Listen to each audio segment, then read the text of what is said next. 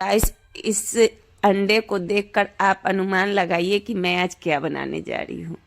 तो जी हाँ, अंडे का सब्जी बनाने जा रही हूँ, लेकिन मैं भुर्जी वाली सब्जी बनाने जा रही हूँ। तो जिसके लिए मैंने 2 प्याज लिया है और 2 टमाटर। तो मैंने पहले प्याज को अच्छे तरीके से चॉप कर लिया है, क्योंकि मेरे पास चॉपर मशीन है छोटा सा, इसीलिए मैंने उसी से चॉप किया है। और टमाटर को भी अच्छे तरीके से मैंने चॉप कर लिया है, क्योंकि हाथों से चॉप करना और मशीन से चॉप करने में बहुत की अंतर हो जाती है।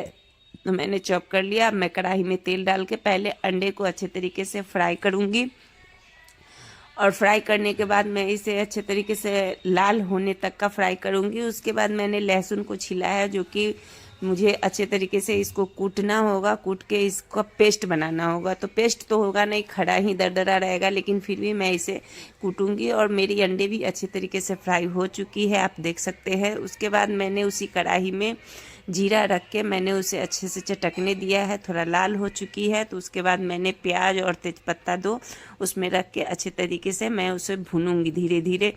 धीमी आंच पर भूनूंगी, क्योंकि गैस ज़्यादा तेज करने से प्याज जल सकती है, इसीलिए मैं थोड़ा धीमी आंच पर भूनूंगी। और इसमें मैंने स्वाद के लिए और गमक के लिए मैंने खड़े गरम मसाला थोड़े रखे हैं, कूच दिया है इसे मैंने।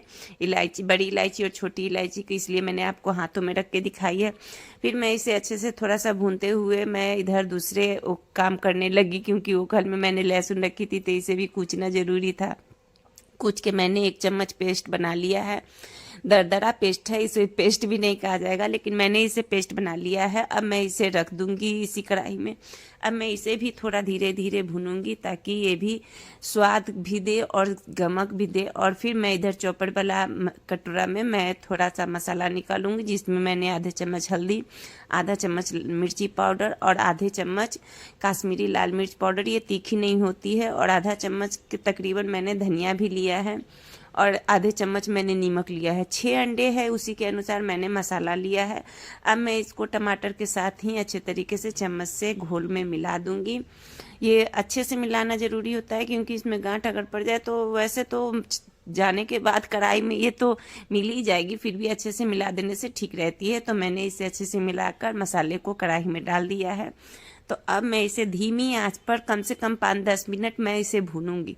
और धीमी आंच है तो इधर मैं दूसरी काम भी कर सकती हूँ। तो मैं इसे अंडे को भुर्जी बनाने लगी हूँ, क्योंकि अब जब मसाला भून रहा है तो तब तक अंडे को अभी भुर्जी बनाना ज़रूरी है। तो इधर मैं तब दूसरे कामों में आ जाती हूँ कि फिर मसाला मुझे फिर से चलाना होगा, नहीं तो ये सट जाएगा। तो मैं कभी इधर काम करती थी, कभी उधर काम करती थी, क्योंकि मैं ही करने वाली हूँ, इसीलिए। तो एक ही आदमी इसमें काफ़ी है, ज़्यादा आदमी का ज़रूरत भी नहीं है। तो मैं अंडे को भी अच्छे तरीके से भुर्जी बना दिया है। मेरे बेटे ने बोल रहा था कि मम्मी तुमने ये क्या कर दिया, अंडे को खड़ा अंडा रहने देती, इसी तरह तो अच्छा लगता। मैंने कहा बेटा, अंडे का बहुत तरीके का डिश होता है, बनता सब्जी ही है, लेकिन आपको मैं ये बनाकर आज खिला रही हूँ। तो देखिए, मेरे इधर मसाला भी अच्छे तरीके से भुनने लगी है, इसमें खुशबू भी बहुत सुंदर आ रही थी। आप लोग बना कर देखिएगा, पता चलेगा। तो धीरे धीरे इसमें से तेल भी छोड़ने लगा, और मैं इतना धीमी आंच रखी हूँ कि मेरा मसाला कभी सटा ही नहीं, आप देख सकते हैं अच्छे तरीके से। तो इसमें से मसाला तेल छूटने लगा है, मसाला मेरा अच्छा तरीके से भून चुका है। लेकिन फिर भी मैं थोड़ा सा और चलाऊंगी, क्योंकि धीमी आंच पर मैंने इन्हें भूजा है, तो इसीलिए मैंने थोड़ा ज़्यादा समय दिया है। और उसके बाद मैं इस भुर्जी वाला अंडे को इस कढ़ाई में डालकर अच्छे तरीके से मैं इसे फिर मिक्स करूँगी। आप अगर चाहे तो इसी तरह से आप निकाल कर रोटी के साथ भी सर्व कर सकते हैं, और चावल के साथ तो नहीं चलेगी, रोटी और पराठे के साथ सर्व कर सकते हैं। बहुत ही टेस्टी बनती है, यमी बनती है।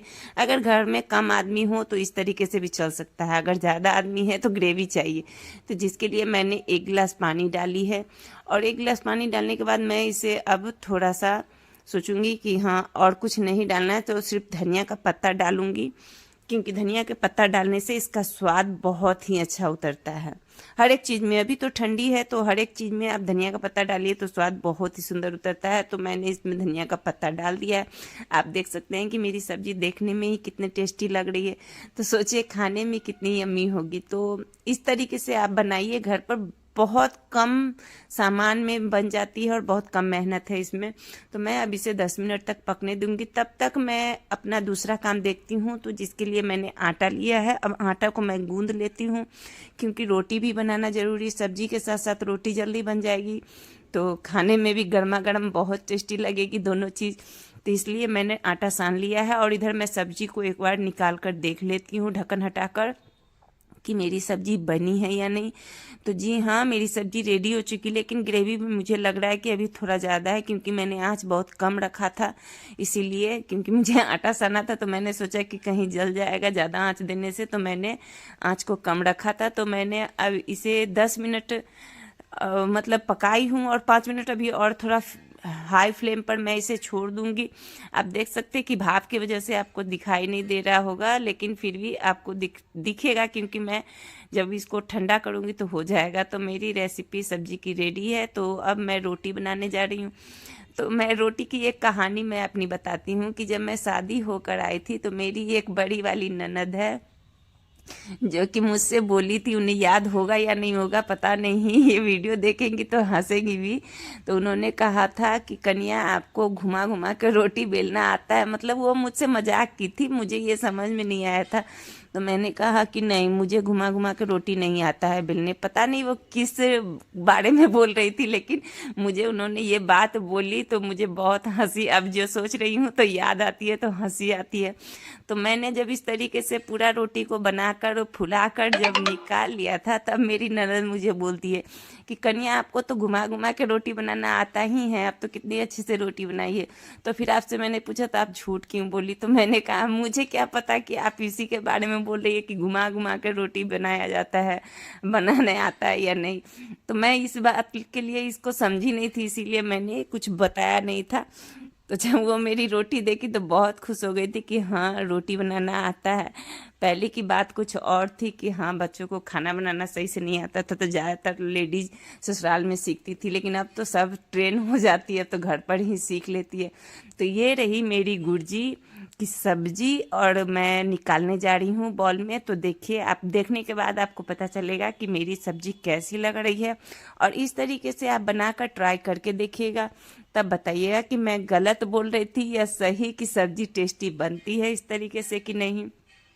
क्योंकि मुझे ये देखने में जितना सुंदर लग रहा था, मैंने खाना खाया उस समय भी मुझे बहुत ही अच्छा लगा, क्योंकि मैं ये वीडियो एक दिन बाद अपलोड की हूँ, इसीलिए मैं आपको बता रही कि मुझे बहुत ही टेस्टी लगी ये भुर्जी की सब्जी और रोटी, और इसके साथ चावल भी बहुत यम्मी लगती है।